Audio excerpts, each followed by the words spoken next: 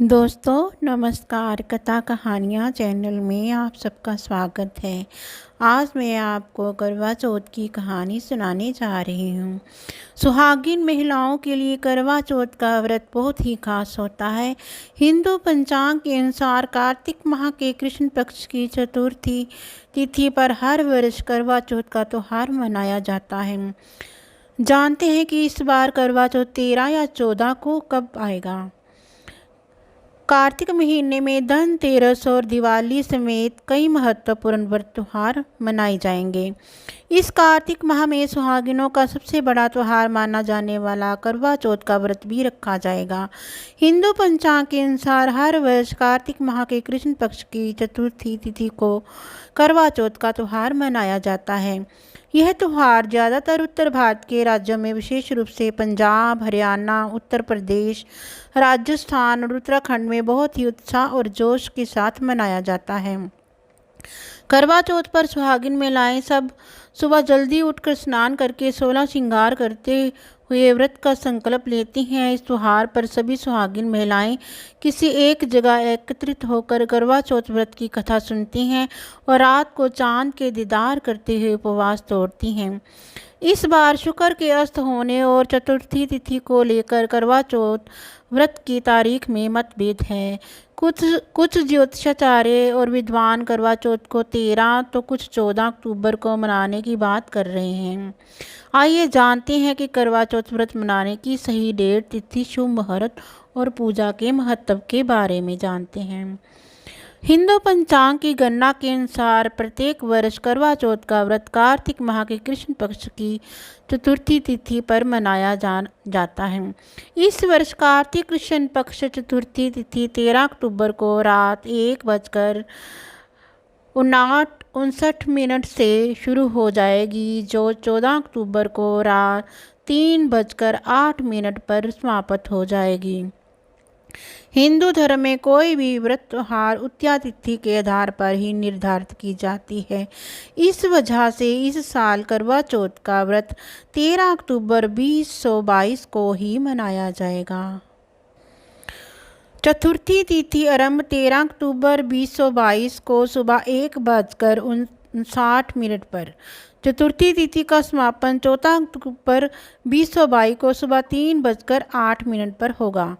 करवा चौथ का पूजा का शुभ मुहूर्त इस प्रकार है। इस बार करवा चौथ की पूजा के लिए कई शुभ मुहूर्त बन रहे हैं। हिंदू पंचांग के अनुसार 13 अक्टूबर 2022 को करवा चौथ पर पूजा का सबसे अच्छा मुहूर्त शाम 4:08 से लेकर 5:50 तक रहेगा। ये मुहूर्त अमृत काल है। इसके अलावा सुहागिन महिलाएं करवा चौथ की पूजा दिन के अभिजीत मुहूर्त काल में भी की जा सकती है। मुहूर्त शास्त्र के अनुसार कोई भी शुभ कार्य या पूजा उस दिन के अभिजीत मुहूर्त में किया जा सकता है। अमृत काल मुहूर्त शाम 4:08 से शाम 5:50 तक। अभिजीत मुहूर्त सुबह 11:21 से दोपहर 12:07 तक। करवा चौथ पर चंद्रोदय का समय शाम 8:09 पर होगा। दिल्ली में चांद 8:09 पर उदय होगा। नोएडा में 8:08 पर, मुंबई में 8:48 पर, जयपुर में 8:18 पर, देहरादून में 8:02 पर, लखनऊ में 7:59 पर, शिमला 8:03 पर, गांधीनगर 8:51 पर, इंदौर 8:27 पर उदय होगा। भोपाल 8:21 पर, अहमदाबाद 8:41 पर, कोलकाता 7:37 पर, पटना 7:44 पर, प्रयागराज 7:57 पर, कानपुर 8:02 पर, चंडीगढ़ 8:06 पर, लुधियाना में 8:10 पर उदय होगा। जम्मू 8:08 पर, बेंगलोर 8:40 पर, गुरुग्राम 8:21 पर, असम में 7:11 पर उदय होगा। चलिए करवा चौथ की कथा को शुरू करते हैं। करवा करवा चौथ की कथा इस प्रकार है। बहुत समय पहले की बात है। एक साहूकार के 7 बेटे और उनकी एक बहन करवा थी। सभी सातों भाई अपनी बहन से बहुत प्यार करते थे, यहाँ तक कि वे पहले उसे खाना खिलाते और बाद में स्वयं खाते थे। एक बार उनकी बहुत बहन ससुराल से मायके आई हुई थी। शाम को भाई जब अपना व्यापार व्यवसाय बंद कर घर आए तो देखा उनकी बहन बहुत व्याकुल थी। सभी भाई खाना खाने बैठे और अपनी बहन से भी खाने का आग्रह करने लगे, लेकिन बहन ने बताया कि उसका आज करवा चौथ का निर्जल व्रत है और वह खाना सिर्फ चंद्रमा को जल देकर, उसे अर्घ्य देकर ही खा सकती हैं। चूँकि चंद्रमा अभी तक नहीं निकला, इसलिए वह भूख प्यास से व्याकुल हो उठी है। सबसे छोटे भाई को अपनी बहन की हालत देखी नहीं जाती और वह दूर पीपल के पेड़ पर एक दीपक जलाकर चलनी की ओट में रख देता है। दूर से देखने पर वह ऐसा प्रतीत होता है कि जैसे चतुर्थी का चांद उदित हो रहा हो। इसके बाद भाई अपनी बहन को बताता है कि चांद निकल आया है, तुम उसे अर्घ्य देने के बाद भोजन कर सकती हो।